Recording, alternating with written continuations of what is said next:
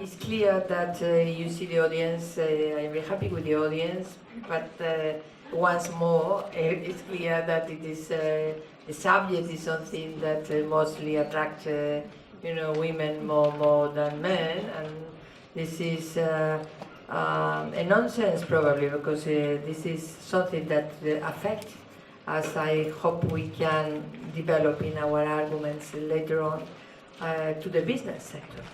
It's a business case. We are not talking about something that it is kind of, okay, we are women, we want to talk about this. It's not, it's much more than that. And I think it's necessary to understand that. But let's go with the debate, which I'm sure is going to be great. Well, you know the subject, women in tech, so I don't need to explain anything. In terms of introduction, it is women in tech from the very beginning, from the school to the university, the lack of attractiveness of this study, but not only that. There's a number of, let me just to underline some data that the current data is self-evident on how much work we have ahead of us. First of all, I'm sure you know, but then let me just mention, in Europe the percentage of scientific and tech degrees continues to decrease, although 75% of the most demanded professional profiles require STEM knowledge and competences. The decrease in the case of women is even more worrisome, and today the number of women that choose to follow this type of study is down below 2011, something to underline. There are 4 times more than women in Europe with ICT related study.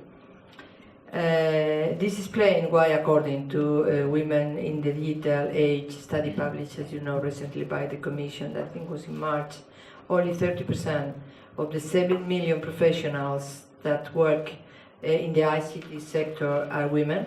In other words, the proportion of men working in the sector is 3.1 times higher.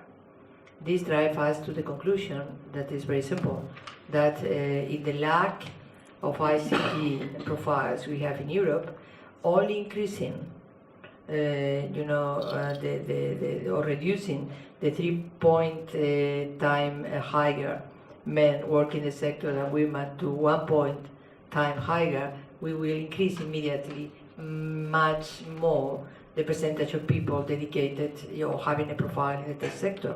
So reducing the lack and the deficit and the gap we have in Europe in that sense. But the problem doesn't stop here. Once women have achieved these leadership positions, their organizations are not capable to retain them. In high-tech industries, the number of women that quit these high-level positions doubles that of men. Well, for reflect upon all these, to identify ways of going through and solve these problems and underline the opportunities and challenges, we have 4 prominent, successful, experienced women. Not to say Elizabeth Krosik, which is co-host with me, you know all her, but we have Laura Borisova, head of Cabinet of Commissioner Gabriel, you know her because she's been with us in many different debates in the EIF. Then we have Caroline Xavier, Talent Acquisition Manager, Voodoo.io. I don't know if I pronounced the Voodoo or the Voodoo precisely, but anyway, try to do my best. Igel Nemextile, CEO Blockchain Center Vilnius, and Melissa Rancourt, chairman and founder Green Light for Girls. Now, Well, I will pass the floor to Laura because on behalf of the Commission, she wants to address you with a specific statement from different reflection from the Commission.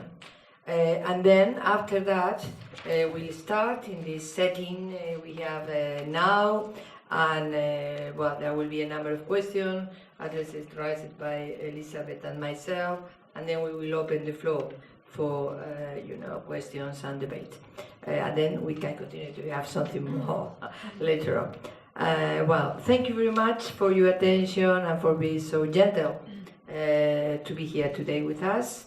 And I pass the floor to Laura. Thank you.